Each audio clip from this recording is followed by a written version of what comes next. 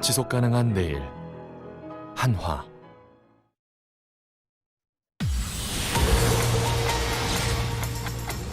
비정규직 근로자가 지난 8월 기준 역대 최대 규모인 748만 1,000명으로 조사됐습니다.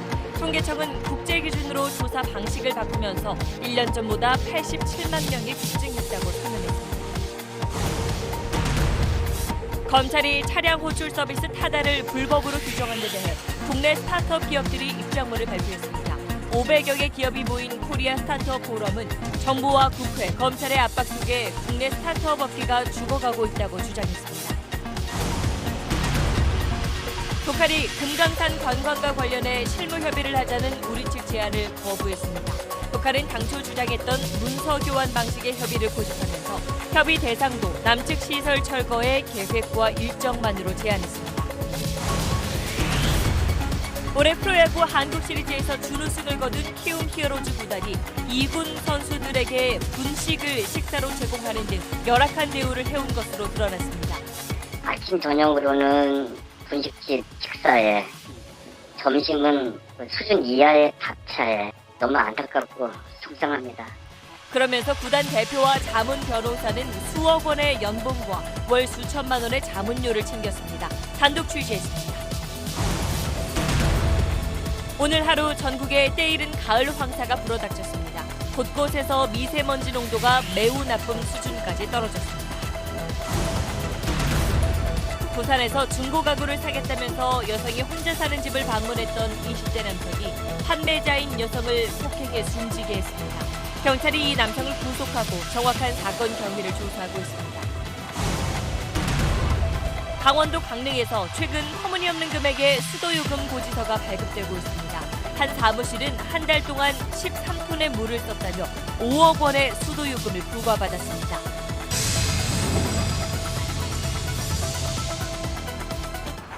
나가지 말자니까. 한 바퀴 더. 현대수소 전기차. 네, 여러분 오늘 8시 뉴스는 우리 사회 일자리 이야기부터 해보겠습니다. 정부가 매년 이맘때 비정규직의 규모와 실태를 조사한 통계 결과를 내놓습니다.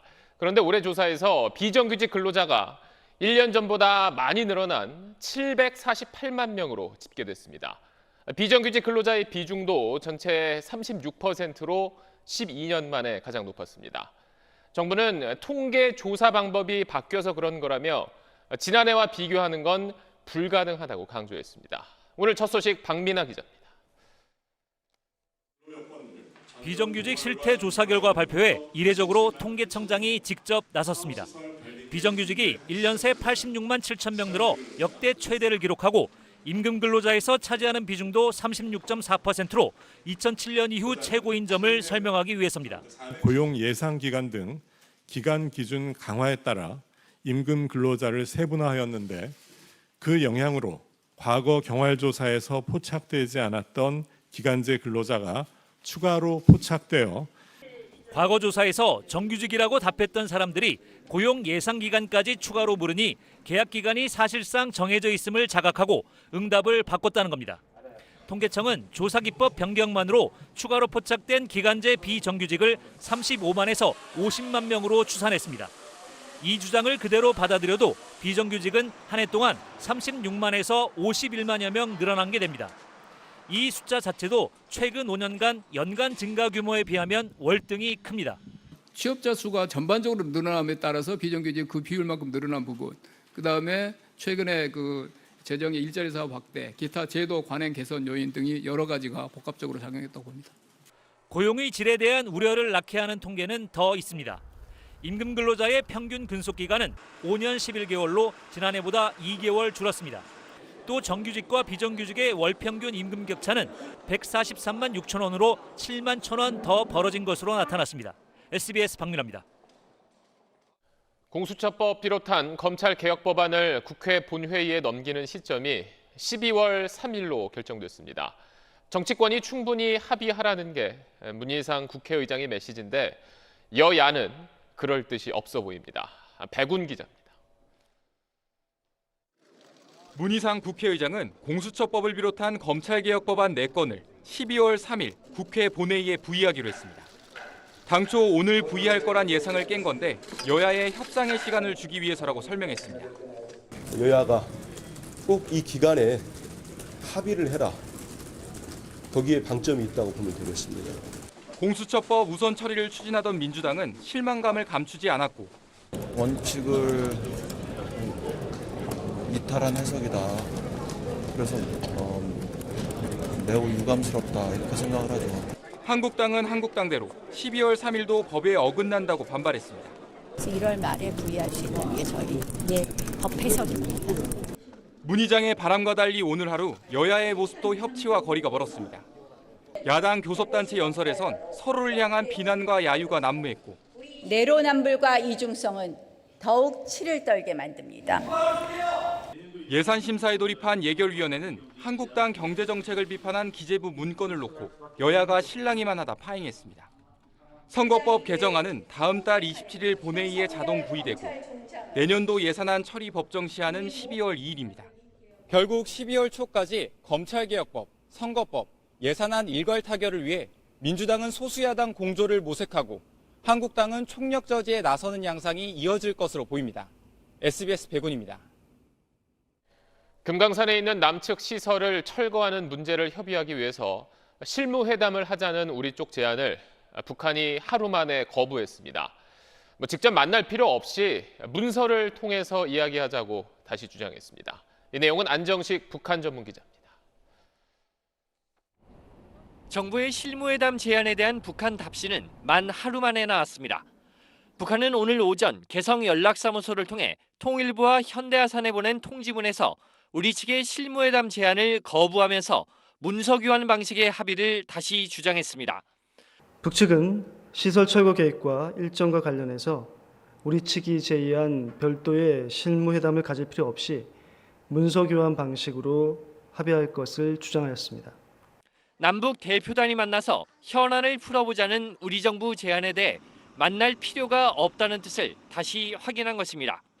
정부가 어제 실무회담을 제안하면서 함께 논의해보자고 한 금강산 관광이나 금강산 지구의 새로운 발전 방향에 대해서도 북한은 이런 방구 반응이 없었습니다. 금강산 관광에 대한 창의적 해법을 거론하는 우리 정부에 대해 시설 철거나 해가라는 뜻으로 보입니다. 통일부 당국자는 김정은 위원장이 직접 금강산 시설 철거를 언급했기 때문에 시설 철거 문제로 논의를 제안하려는 의도로 보인다고 밝혔습니다. 정부는 남북 당국 간 만남이 필요하다면서도 대면 접촉을 다시 제의할지에 대해서는 말을 아꼈습니다. 북한이 최소한의 만남도 거부하면서 남북 관계의 활로를 찾기는 어려워 보입니다. SBS 안정식입니다. 문재인 대통령의 모친 강한옥 여사가 향년 92세로 오늘 저녁 별세했습니다. 문재인 대통령은 사흘 동안 가족장으로 조용히 장례를 치르면서 대통령으로서 역할은 그대로 수행할 거라고 청와대는 설명했습니다. 전병남 기자입니다. 오늘 낮 전국 새마을 지도자 대회에 참석했던 문재인 대통령은 행사 뒤 곧바로 모친이 입원해 있던 부산의 한 병원으로 향했습니다. 모친 강한옥 여사는 노환에 따른 신체 기능 저하로 위독한 상황이었는데 결국 문 대통령이 지켜보는 가운데 숨을 거뒀습니다. 이남 3녀 중 장남인 문 대통령은 한국전쟁 때 북에서 피난 내려온 어머니에 대한 애틋한 마음을 여러 차례 밝혔습니다. 피난살이가 너무 힘들어서 정말 도망가고 싶을 때가 여러 번이었는데 우리 이제 남한 천지에 아는 사람 한 명 없더라. 그래서 도망을 못 가셨다는 거예요. 고 강한옥 여사는 문 대통령의 당선 직후 아들은 예측 가능한 사람이고 대통령이 돼도 마음이 변할 사람이 아니라고 말해 화제가 되기도 했습니다. 현직 대통령이 부모상의 상주가 된 건 이번이 처음인데 문 대통령은 고인의 뜻에 따라 가족장으로 사흘간 장례를 차분하게 치를 계획이라고 밝혔습니다. 조문과 조화는 정중히 사양하겠다는 뜻을 전하셨습니다. 애도와 추모의 뜻은 마음으로 전해주시기 바랍니다. 다만 장례 기간에도 대통령으로서의 역할은 계속 수행할 거라는 게 청와대의 설명입니다. 청와대 관계자는 중요 국정 사안은 문 대통령이 직접 결재할 거라며 내달 초 태국 아세안 일정도 예정대로 진행할 계획이라고 말했습니다. SBS 전병남입니다. 시리즈 셧아웃! 영웅들의 행진이 잠실로 이어집니다. 네, 올해 프로야구에선 키움 히어로즈의 기세가 대단했습니다. 전 대표가 횡령 혐의로 수감되고 또 경영 여건도 어려운 가운데 선수들이 똘똘 뭉쳐서 정규 시즌 3위에 이어 한국 시리즈까지 오르는 돌풍을 일으켰습니다. 그런데 그 뒤에는 열악한 처우에 시달린 2군 선수들이 있었습니다. 분식집에서 하루 두 끼를 해결하고 또 경기에서 배트가 부러져도 제대로 다 지원받지 못했습니다. 이런데도 구단의 높은 사람들은 거액을 챙겨가고 있었습니다. 자, 그럼 먼저 프로 선수라고는 믿기 어려운 대우를 받고 있는 히어로즈 2군 선수들의 모습부터 보시겠습니다. 김정우 기자입니다. 히어로즈 2군 전용구장에서 3km 정도 떨어져 있는 한 식당. 김밥과 라면, 떡볶이 등 간단한 식사류를 파는 이 분식집이 히어로즈 2군 선수들의 전용 식당입니다. 매일 20-30명의 선수가 분식집에서 아침, 저녁 하루 두 끼를 해결하는 겁니다. 선수들은 뭐 많이 먹어요? 오늘? 백반? 여기 따로 메뉴는 없고 해장 먹으려고 운동하시는 분들이랑 이런 걸 먹으면 양. 지난해 전용구장이 화성에 있을 땐 사정이 나았는데 올해 고양시로 구장을 옮긴 뒤엔 식사의 질이 떨어졌습니다. 점심은 구장에서 밥차로 해결하는데 이마저도 수준 이하란 불만이 나오고 있습니다. 아침 저녁으로는 분식집 식사에, 점심은 수준 이하의 밥차에 너무 안타깝고 속상합니다. 히어로즈를 제외한 나머지 구단에선 자체적으로 마련한 식당에 영양사를 두고 선수들의 식사를 챙기고 있습니다. 장비 지원도 열악합니다. 다른 구단에선 경기 중 배트가 부러지면 프로 선수용 배트 최저가 수준인 20만 원을 지급하는데 히어로즈 2군 선수들은 10만 원만 받고 있습니다. 프로야구 선수 표준 계약서에 경기에 필요한 장비는 모두 구단에서 부담해야 한다고 적혀 있는 만큼 계약 위반에 해당할 수 있습니다. SBS 김정우입니다. 자, 이렇게 2군 선수들은 열악한 지원 속에 야구를 하고 있는데도 정작 구단 사장과 자문 변호사를 비롯한 일부 고위 관계자들은 지난해보다 훨씬 더 많은 돈을 받아간 걸로 확인됐습니다. 프로야구 10개 구단 가운데 최고 수준입니다. 그런데 이들은 공교롭게도 구단 돈을 횡령한 혐의로 구속된 이장석 전 대표의 최측근들입니다. 계속해서 이성훈 기자입니다. 오늘 갑작스레 사임한 히어로즈의 박준상 전 대표는 지난해 말 이사회를 열어 자신의 2019년 연봉을 지난해에 1억 8천만 원에서 2배 이상 올려 업계 최고 수준인 5억 원으로 결정했습니다. 자신의 판공비도 프로야구사에서 전례를 찾기 힘든 거액인 월 2천만 원으로 결정했습니다. 거액을 챙긴 사람은 또 있습니다. 오랫동안 구단 자문 변호사로 일해온 임모 변호사가 대표로 있는 법무법인은 올해 3월부터 히어로즈로부터 지난해의 2배에 가까운 월 평균 5천만 원 이상의 법률 자문료를 받아갔습니다. 야구계 관계자들은 보통 구단들의 1년치 법률 비용을 넘는 터무니없는 액수라고 입을 모읍니다. 이해할 수 없는 정도의 큰 금액이라고 생각합니다. 야구단 일이라는 게 법률 자문을 그런 정도로 할 수밖에 수준으로밖에 나갈 수가 없고. 박 전 대표와 임 변호사는 이장석 전 대표의 최측근들로 KBO가 금지한 이 전 대표의 구단 경영 개입, 이른바 옥중 경영을 실현시키는 연락책이라는 의혹을 받아왔습니다. 경영 감시 역할을 해야 할 허민 이사회 의장 측은 이런 상황에서 별다른 역할을 하지 못했습니다. 오늘 사임한 박 전 대표 대신 새로 대표가 된 허민 의장의 최측근 하모 씨는 어제까지 구단 감사위원장이었는데 박 전 대표의 연봉이 과하지 않다고 생각하며 법률 자문료가 과다한지도 9월까지는 알지 못했다고 밝혔습니다. 하지만 SBS가 확보한 자료에 따르면 하 씨는 이미 지난 3월 과다한 법률 자문료 문제를 시정하겠다고 발언한 바 있습니다. 문제를 알면서도 방치했을 가능성까지 보이는 대목입니다. 팬들의 사랑이 땀 흘리는 선수들 대신 구단 고위층의 사익을 위해 이용되는 행태는 이장석 씨가 교도소로 사라진 뒤에도 바뀌지 않은 것으로 보입니다. SBS 이성훈입니다. 다음 소식입니다. 130만 명이 이용하는 타다 서비스를 검찰이 불법이라고 한 걸 두고 논란이 커지고 있습니다.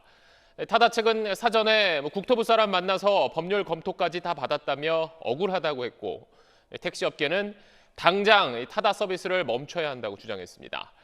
이런 가운데 사태가 이렇게 될 때까지 정부가 왜 명확하게 해석을 내놓지 않았냐는 비판도 커지고 있습니다.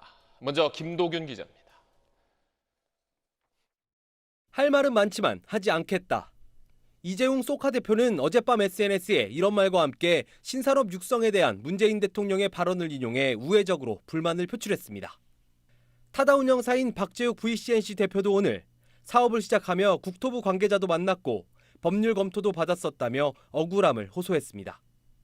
국내 스타트업 업계는 입장문을 통해 정부, 국회, 검찰 모두 한 방향으로 스타트업을 사지로 내몰고 있다며 강한 우려를 나타냈습니다. 신산업이 등장하면 할수록 결국 규제 이슈는 불거질 수밖에 없는 건데 타다의 검찰 기소권이 일종의 선례가 돼서 전반적으로 새로운 산업을 하는 스타트업계에 압력으로 작용할 거라는 우려가 상당히 커지고 있습니다. 반면 택시업계는 정부는 당장 운행 중지 명령을 내려야 한다고 주장했습니다. 타다의 기술은 신산업도 아니었으며 공유, 혁신과는 처음부터 거리가 멀었습니다. 검찰은 타다가 사실상 택시와 영업 형태가 같은 유사 택시로 11인승 이상 승하차에 한해서 운전자 알선을 허용하는 예외 조항도 해당하지 않는다는 판단인 것으로 알려졌습니다. 하지만 이미 서비스가 시작된 지 1년이 지나 차량만 1,400대, 이용자가 130만 명에 이르는데도 정부 차원의 유권 해석이 없었다는 점에서 비판이 커지고 있습니다. 사업 초기에 적극적으로 해석을 해줬더라면은 지금처럼 어떤 많은 기회비용이 투입되고 또 사회적인 갈등이 야기되는 상황까지는 안 오지 않았을까 하는. 국토교통부는 업계 간 협의를 통해 서비스를 제도화시키는 것이 우선이라고 보고 판단을 미뤄왔던 것이라고 설명했습니다. SBS 김도균입니다. 근데 최근 동남아 다녀온 분들은 아마 그랩이라고 들어보셨을 겁니다. 앱으로 내 위치를 알려주면 택시든 자가용이든 그랩에 가입된 차가 내가 있는 데까지 와서 원하는 곳으로 데려다주는 서비스입니다. 결제도 간편해서 7년 만에 하루 600만 명이 쓰는 동남아 최대 승차 공유 서비스로 성장했습니다. 반면 우리는 지난해 추진했던 카풀 서비스가 택시업계 반발로 중단된 상태고 130만 명이 쓰는 타다는 들으신 대로 검찰이 불법이라고 결론 내렸습니다. 그래서 오늘 청와대에는 타다를 법으로 허용해달라는 청원까지 올라왔는데 새로운 산업을 둘러싼 사회적 갈등 해결에 정부가 적극적으로 나서지 않으면서 거스를 수 없는 변화의 흐름에 우리만 뒤처지고 있는 것 아니냐는 우려도 나오고 있습니다. 유덕기 기자입니다. 6년 전 국내에서 처음 승차 공유 서비스를 시도한 우버는 자가용 불법 영업으로 고발돼 벌금형을 받았습니다. 지난해 말 시범 시행된 카풀 서비스도 출퇴근 때만 허용되면서 결국 유명무실해졌습니다. 택시업계의 생존권과 맞물려 갈등이 계속되자 정부는 지난 7월 상생 방안을 발표했습니다. 승차 공유 업계가 운행할 수 있는 차량 대수를 정부가 정하고 수익 일부를 기여금으로 내는 방식으로 택시 면허를 받는 방식입니다. 적지 않은 자금이 필요한 사업 진입 장벽이 생긴 셈이라는 신규 업체들의 반발이 나왔습니다. 근본적인 문제는 지금까지 논의된 방안들은 단지 플랫폼 택시 활성화의 내용일 뿐 카풀 같은 승차 공유 본래의 목적이 빠져 있다는 겁니다. 우리나라의 평균 승용차 탑승 인원은 1.22명, 운전자 혼자 운행하는 차량이 82%, 90%의 차량이 그냥 주차된 상태라는 통계는 공유 경제의 필요성을 잘 보여줍니다. 지금 세계적인 모빌리티 서비스 핵심은 카쉐어링, 차량을 공유하고 라이드 쉐어링, 승차를 공유하는 겁니다. 그렇다 그러면 지금 현재의 법을 그대로 두고서는 우리가 새로운 모빌리티 서비스를 한 발짝 다가설 수 없는 거죠. 거스를 수 없는 흐름이라면 새로운 기술에 따른 변화를 법 제도에 반영하면서 신산업과 기존 산업의 안정적인 교체를 위한 로드맵을 만들어야 한다는 목소리가 나오고 있습니다. SBS 유덕기입니다. 억대 뇌물과 성접대를 받은 혐의로 구속 기소된 김학의 전 법무부 차관에게 검찰이 징역 12년형을 구형했습니다. 김학의 전 차관은 아무도 자신을 믿어주지 않는다며 법정에서 오열했습니다. 보도에 안상우 기자입니다. 김학의 전 법무부 차관은 1심 선고 전에 열린 마지막 재판에서 자신을 향한 혐의 사실을 적극 부인했습니다. 김 전 차관은 건설업자 윤중천과는 알고 지낸 사이라는 점을 인정하면서도 윤 씨의 별장에 함께 간 적 없냐는 검사의 질문에는 그런 기억이 없다고 기존 입장을 되풀이했습니다. 검찰이 김 전 차관의 모습이 담겼다며 제시한 증거 사진에 대해서는 가르마 모양이 정반대라며 의혹을 부인하기도 했습니다. 신문 말미에 원주 별장에 가지 않은 것이냐며 검찰이 재차 묻자 김 전 차관은 끝내 울음을 터뜨렸습니다. 김 전 차관은 자신을 아무도 안 믿는다며 자신의 부인조차 괜찮으니까 별장에 갔다고 진술하라고 했다면서 재판부의 억울함을 표현했습니다. 최후 진술에선 난치병으로 고통받는 병약한 아내를 곁에서 보살피며 조용히 인생을 마무리할 수 있도록 허락해달라고 호소하기도 했습니다. 하지만 검찰은 법정에 제출된 사진 자료와 관계자들의 증언으로 혐의 사실이 모두 입증됐다며 김 전 차관에게 징역 12년과 벌금 7억 원을 구형했습니다. 김 전 차관에 대한 1심 선고는 다음 달 22일 오후 2시에 이뤄집니다. SBS 안상우입니다. 5달 전 미국 보스턴에서 한 필리핀계 미국인 대학생이 스스로 목숨을 끊었습니다. 그런데 조사를 해온 미국 검찰이 이번 일을 단순한 죽음으로 볼 수 없고 여자친구였던 한국 여성의 학대가 있었다고 판단했습니다. 자세한 내용 김수영 특파원이 보도합니다. 보스턴의 한 명문대에 재학하며 1년 반 동안 사귀어온 한국인 유모 씨와 A 씨는 일반적인 연인 사이와 달랐습니다. 마지막 2달 동안 유 씨는 A 씨에게 무려 4만 7천 건의 문자 메시지를 보냈는데 이 가운데 남자친구에게 극단적인 선택을 강요하는 내용이 수천 건 포함돼 있었습니다. 그리고 지난 5월 남자친구는 대학 졸업식을 1시간 반 앞두고 스스로 목숨을 끊었습니다. 미국 검찰은 유 씨가 신체적, 언어적, 정신적으로 A 씨를 학대했다며 과실치사 혐의로 기소했습니다. She was aware of his spiraling depression and suicidal thoughts brought on by her abuse, yet she persisted, continuing to encourage him to take his own life. 미국 검찰은 한국에 있는 유 씨가 스스로 미국으로 오지 않으면 강제 송환을 추진하겠다고 밝혔습니다. There are any number of ways that we can try to extradite her back from Korea. There are also ways that we could look at potentially Interpol red notices. 미국 언론들은 비련의 여주인공처럼 주목받고 싶다며 남자친구의 극단적 선택을 부추겨 숨지게 한 지난 2014년 미셸 카터 사건과 유사하다고 보도했습니다. 스마트폰이 흉기가 될 수 있다는 미국 검찰의 이번 수사 결과는 국내에도 작지 않은 파장을 일으킬 것으로 예상됩니다. 워싱턴에서 SBS 김수영입니다. 요즘에 안마의자 많이 쓰는데요. 아기 있는 집에서는 특히 조심하셔야겠습니다. 어젯밤엔 2살 배기가 작동 중이던 안마의자에 끼인 채 발견돼 아직 의식을 회복하지 못하고 있습니다. CJB 이태현 기자입니다. 아파트 단지로 소방 차량과 구급 차량이 연이어 들어갑니다. 잠시 뒤 소방대원에 들려나온 아이가 병원으로 옮겨집니다. 어제 저녁 6시 45분쯤 2살 배기 아이가 안마의자에 끼어 있다는 신고가 접수됐습니다. 안마의자 하단부에 끼인 아이의 울음소리를 듣고 부모가 발견해 신고했는데 아직까지 아이는 의식을 회복하지 못하고 있습니다. 도착했을 때 유식, 호흡, 맥박 다 없었다고 하거든요. 다리 안 맞는데. 안마의자로 인한 안전사고는 최근 5년 사이 5배 넘게 증가했습니다.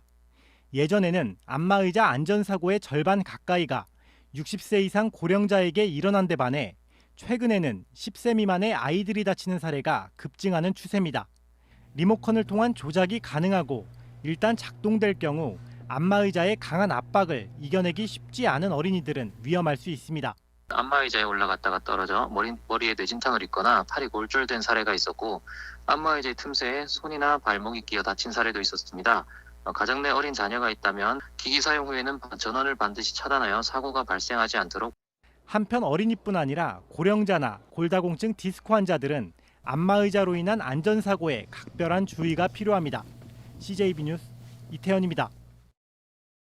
출산까지 6주밖에 남지 않은 임신 34주의 임신부에게 불법 낙태 수술을 한 혐의로 산부인과 의사가 구속됐습니다. 제왕절개로 나온 아이가 울음을 터뜨렸다는 의료진 진술을 확보한 경찰은 의사에게 살인죄도 적용했습니다. 이세영 기자입니다. 지난해 3월 서울 한 산부인과 의사가 제왕절개 방식으로 낙태 수술을 했습니다. 헌법재판소가 밝힌 낙태 허용 기준 22주를 훌쩍 넘긴 임신 34주였습니다. 경찰은 지난 5월 낙태죄와 함께 살인죄까지 적용해 의사를 구속했습니다. 낙태 수술 당시 제왕절개로 나온 아기가 살아있었다는 첩보를 받은 겁니다. 경찰은 수술 후 태어난 아기가 울음을 터뜨렸다는 의료진 진술, 그리고 태어나기 전 찍은 초음파 사진에서 아기 건강 상태에 문제가 없었던 점으로 미뤄 의사가 아기의 생사를 판별할 수 있었고 의도적으로 살해한 걸로 보고 있습니다. 현행법상 태아 낙태는 이유와 시기 등을 따져 낙태죄만 적용받지만 태어난 아기의 목숨을 빼앗을 경우 살인죄로 처벌됩니다. 34주라고 하면 신생아에 가까운 그런 활동을 할 수 있는 상태다라고 말할 수 있죠. 당연 거부했어야 될 같은 의사로서 상당히 좀 자괴감을 느끼죠. 하지만 해당 의사는 아기를 고의로 살해한 건 아니라며 혐의를 부인하고 있는 걸로 전해졌습니다. 경찰은 낙태 수술을 받은 여성은 살해 의도가 없었다고 보고 낙태 혐의만 적용해 입건했습니다. SBS 이세영입니다. 고속도로를 달리던 BMW 승용차에서 불이 났습니다. 불이 크게 번지기 전까지 70대 운전자가 차량 가까이에 있었다는데 때마침 근처를 지나던 남성이 위험을 감지하고 운전자를 무사히 대피시켰습니다. 전현남 기자입니다. 고속도로 갓길에 선 BMW 승용차가 시뻘건 불길에 휩싸였습니다. 화염이 1차로까지 번지면서 차량 통행이 불가능할 정도입니다. 어제 저녁 7시 반쯤 서울 양양간 고속도로 화도 IC 부근에서 BMW 그란투리스모 30D 차량에서 불이 났습니다. 신고를 받고 출동한 소방대가 35분 만에야 불길을 잡았습니다. 제 뒤로 보이는 차선 전부가 차량 화재로 인해서 까맣게 그을려 있고 여전히 매캐한 냄새가 나고 있습니다. 제 오른편에 울타리 너머에 있는 배수관에도 불이 붙어서 물이 여전히 새어 나오고 있습니다. 차에서 일어난 불꽃은 폭발로까지 이어졌는데 다행히 인명피해를 피할 수 있었던 건 주변의 도움 덕분이었습니다. BMW 차량 운전자 72살 신모 씨가 연기 나는 차를 갓길에 세운 뒤 차에 남아 짐을 챙기고 있을 때 때마침 근처를 지나던 보험사 사고조사반 직원 나정엽 씨가 차의 엔진룸에서 불길이 솟는 걸 보고 신 씨를 급히 대피시킨 겁니다. 차 밑에랑 보닛 쪽으로 불꽃이 올라오고 있어가지고요. 사람이 혹시 있나 봤더니 그 남성분이 차 안에서 뭘 꺼내고 계시더라고요. 그래가지고 좀 위험하다, 이거는 빨리 이동을 시켜야 되겠다 해서. 나 씨는 불이 1차로로 번지자 소방대원과 경찰이 현장에 도착할 때까지 차량도 통제했습니다. 위험도 마다하지 않은 한 시민의 기지와 용기가 터질 뻔한 차량 화재 피해를 막아냈습니다. SBS 전연남입니다.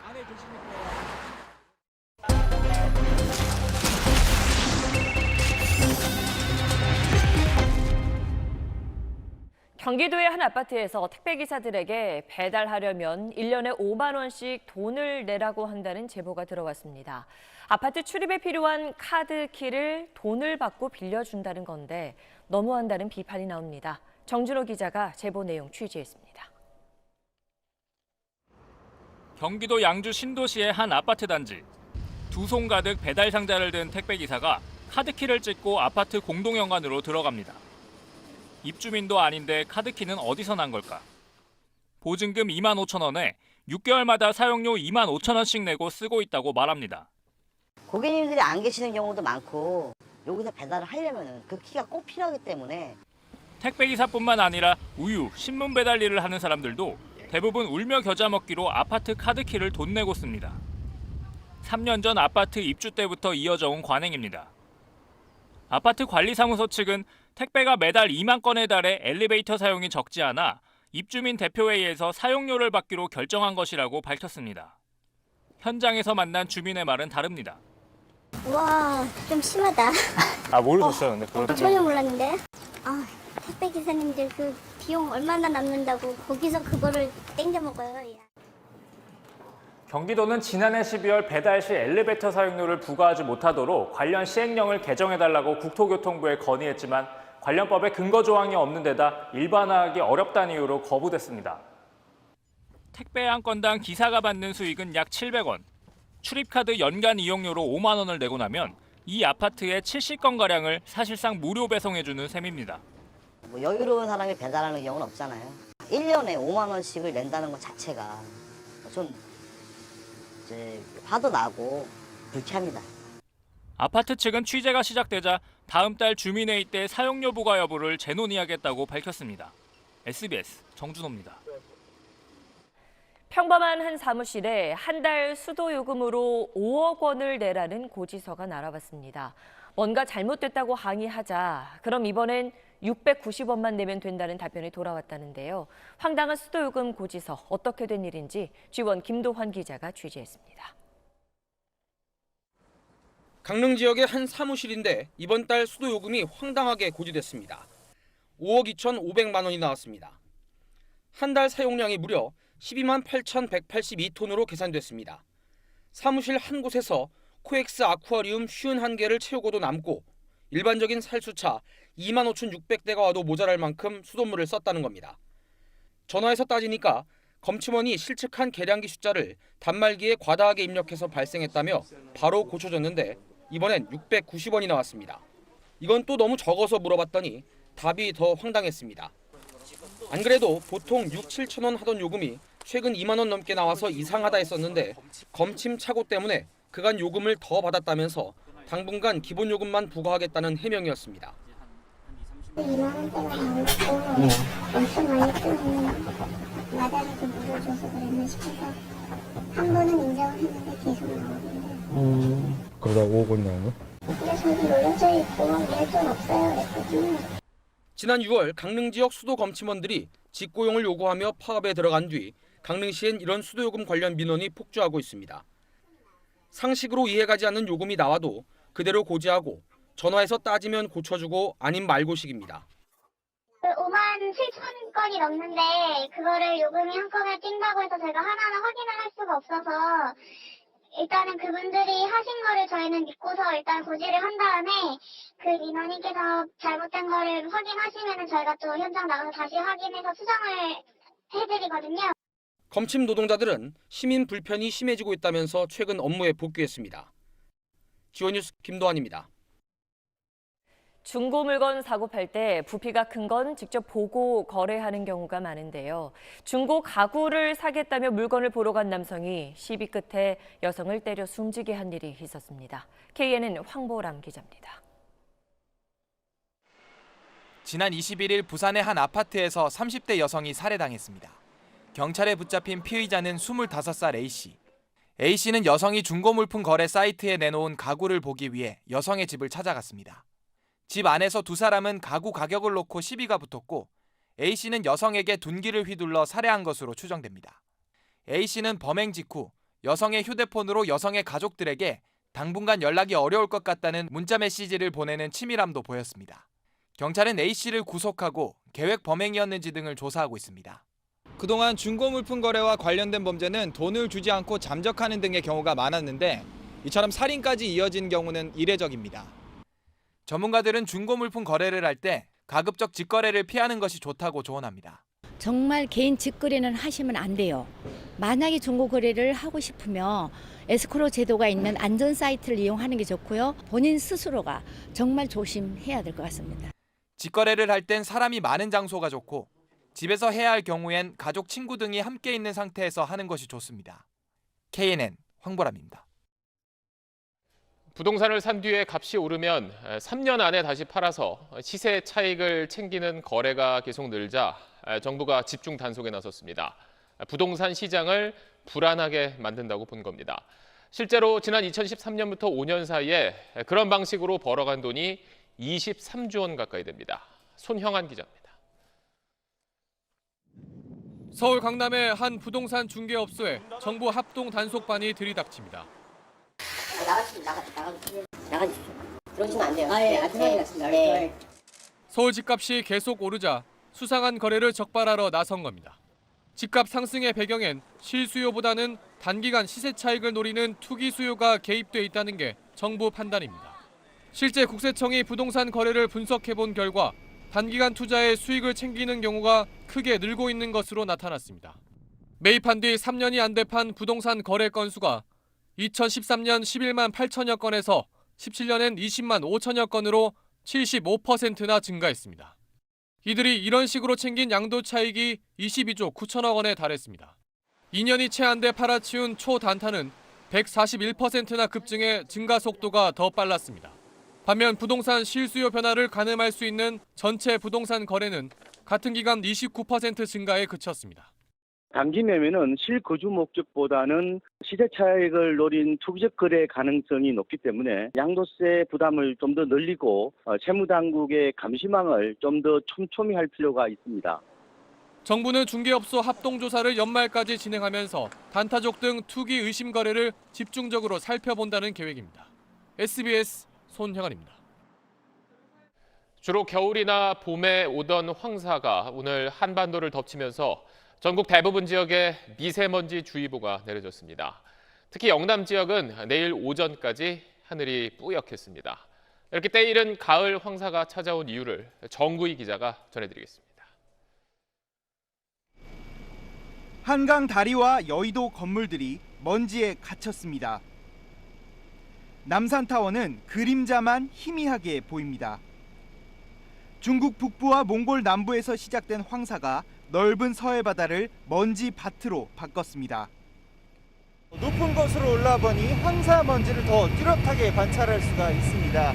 특히나 황사 먼지가 가라앉으면서 농도도 굉장히 높아진 상황입니다. 맑은 하늘 아래로 회색빛의 황사가 두껍게 층을 이루고 있습니다.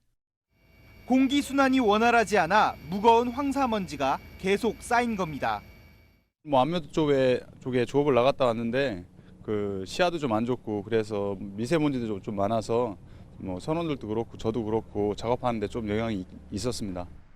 황사 영향으로 미세먼지 농도가 세제곱미터당 서울은 156 마이크로그램, 전남 184, 울산은 259까지 치솟아 매우 나쁨 수준을 보였습니다. 전국 대부분 지역에 미세먼지 주의보까지 내려졌습니다. 오늘 아침에 급하게 편의점 들려서 마스크 싸서 오늘 착용했습니다. 10월 말 중국과 몽골은 하강 기류가 강한 차가운 고기압이 뒤덮으면서 황사가 잘 발생하지 않습니다. 그런데 지난주 후반부터 중국과 몽골 쪽 기온이 높아 오히려 상승 기류가 강한 저기압이 발달하면서 황사가 이 저기압을 타고 한반도까지 날아온 것입니다. 황사 대부분은 남부지방으로 빠져나가고 있는데 국외 초미세먼지가 추가로 유입되면서 영남권은 내일 오전까지 미세먼지 농도가 높을 전망입니다. SBS 정구희입니다. 미국 캘리포니아주의 글렌데일이라는 곳에 6년 전 미국에선 처음으로 평화의 소녀상이 세워졌습니다. 그런데 그 지역의 일본 총영사가 그 소녀상을 철거하라고 압박하고 있다는 폭로가 나왔습니다. 자세한 소식 정준영 특파원이 전하겠습니다. 미국 로스앤젤레스 인근 글렌데일시에 지난 2013년에 세워진 평화의 소녀상입니다. 당시 소녀상 건립에 큰 역할을 했던 프랭크 퀸테로 전 글렌데일 시장은 최근 LA 주재 일본 총영사로부터 소녀상 철거 압박을 받았다고 밝혔습니다. 글렌데일 시의원들과 함께 만난 자리에서 일본 총영사가 자신의 임무는 소녀상 철거라고 말했다는 겁니다. He said without any doubt that his mission here in Los Angeles, he didn't talk about trade, he wanted to talk about what we can do to get rid of that statue. 퀸테로 전 시장은 소녀상 설치 이후 1000통이 넘는 증오 편지도 받았다며 일본이 소녀상 철거를 포기하지 않을 거라고 말했습니다. The Japanese government will continue this for many, many years to come. So we have to do everything we can to keep this alive because they're not good enough. 글렌데일 소녀상의 경우 지난 2014년 일본계 구구단체가 철거를 요구하는 소송을 제기했지만 미 연방 대법원은 이를 받아들이지 않았습니다. 연방 대법원의 판결에도 불구하고 일본 정부가 소녀상을 없애려는 망상을 버리지 못한 것으로 나타난 만큼 소녀상을 지키기 위한 각별한 관심이 필요해 보입니다. 워싱턴에서 SBS 정준영입니다. 서울시가 앞으로 3년 동안 10만 명에게 청년 수당을 주겠다고 한 소식 전해드렸지요. 서울시는 정책 효과가 입증돼서 대상과 예산을 크게 늘리는 거라고 밝혔는데 좀 더 보완해야 할 점은 없는지 사실은 코너에서 확인해 보겠습니다. 박세윤 기자입니다.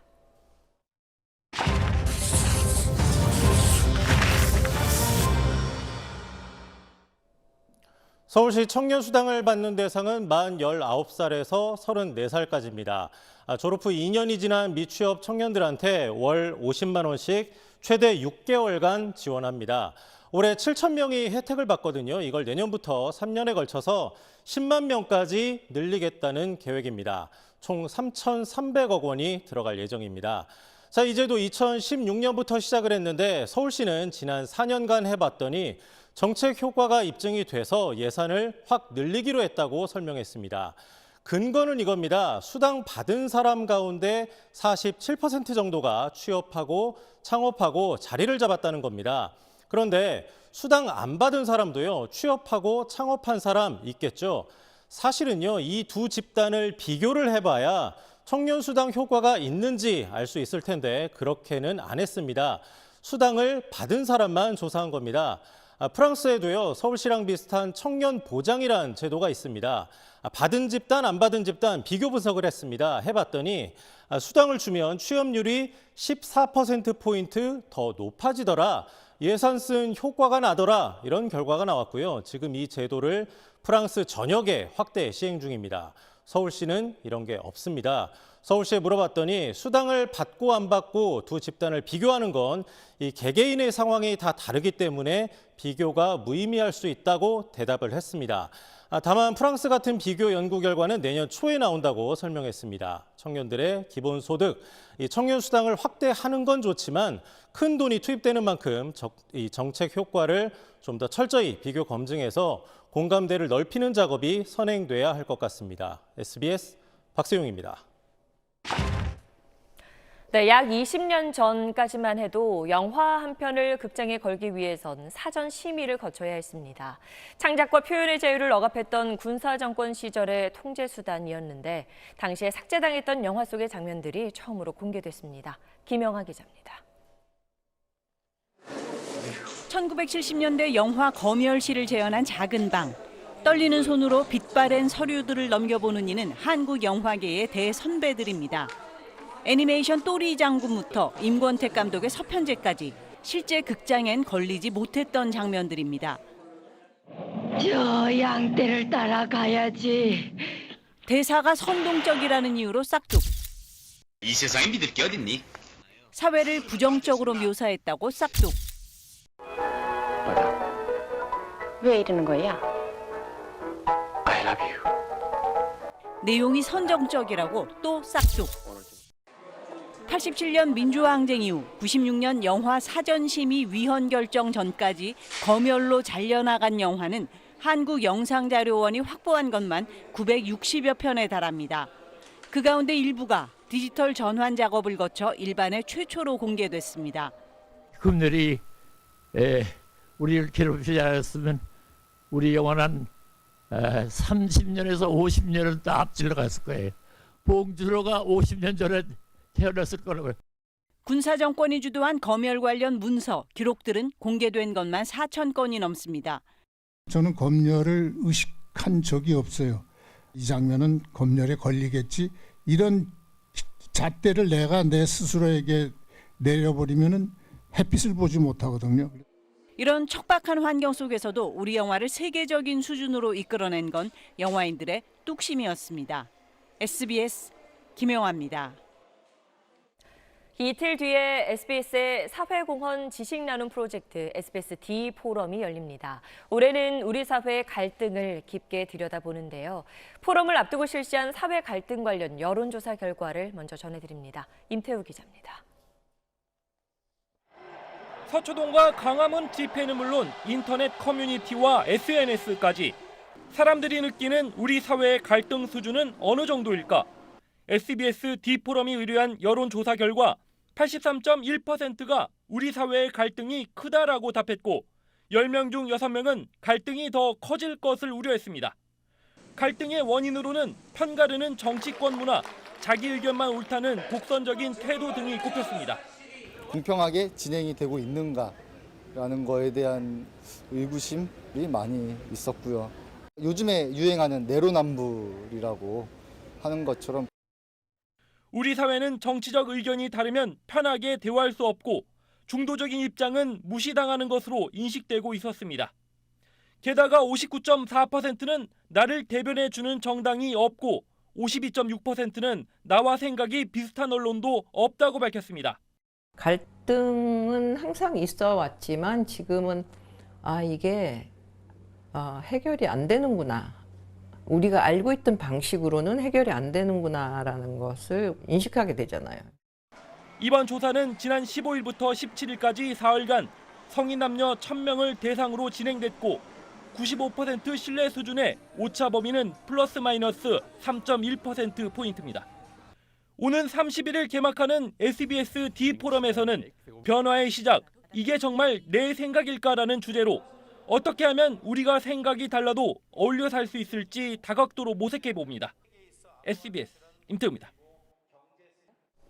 정부는 올해 12월 주민등록 등초본을 시작으로 2021년까지 인감증명서 등 300여 종의 증명서를 스마트폰에 저장해 사용하는 전자증명서 서비스를 실시한다고 밝혔습니다. 공무원증과 학생증 등 신분증을 스마트폰에 담아 사용하는 모바일 신분증 도입도 추진합니다. 다만 모바일 주민등록증이나 운전면허증 도입 문제는 추후에 다시 결정하겠다고 밝혔습니다.